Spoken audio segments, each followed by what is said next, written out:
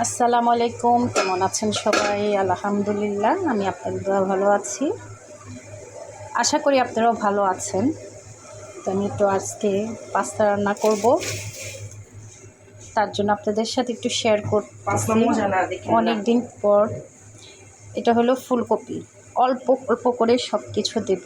ফুলকপিটা পানিটা একটু বলক আসলে তারপরে দেব ব্রোকলি।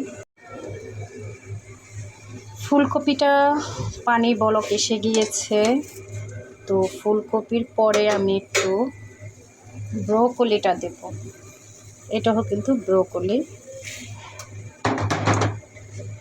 কারণ ফুলকপির চেয়ে ব্রোকলিটা একটু নরম হয়, তার জন্য ফুলকপির পরে আমি ব্রোকলিটা দিয়েছি। দেখেছেন ব্রোকলিটা কত সবুজ। তারপরে যেটা হলো ক্যাপসিকাম, আর এটা হলো পেঁয়াজ পাতা। আমি এই 4টা জিনিস দিয়ে আজকে পাস্তাটা রান্না করব, আর সবজিটা অনেক কম সিদ্ধ করব যাতে করে সবুজ থাকে। আমার ব্রোকলিটা হয়ে গিয়েছে, দেখুন সবজিটা কত সুন্দর সবুজ, দেখেছেন। এখন উঠিয়ে ফেলবো। ওখানে বসিয়েছি পাস্তার পানি। সারাদিন আমরা কত কষ্ট করি, তারপরেও ছেলেরা কি বলে, কি করো তুমি সারাদিন, কি করো?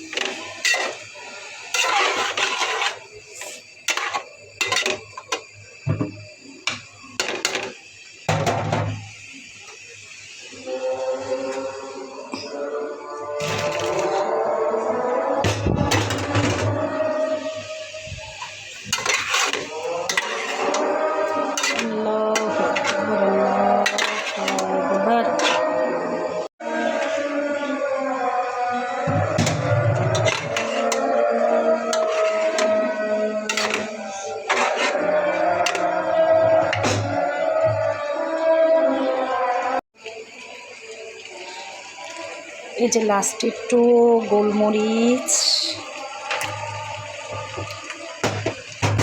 দিব, সস।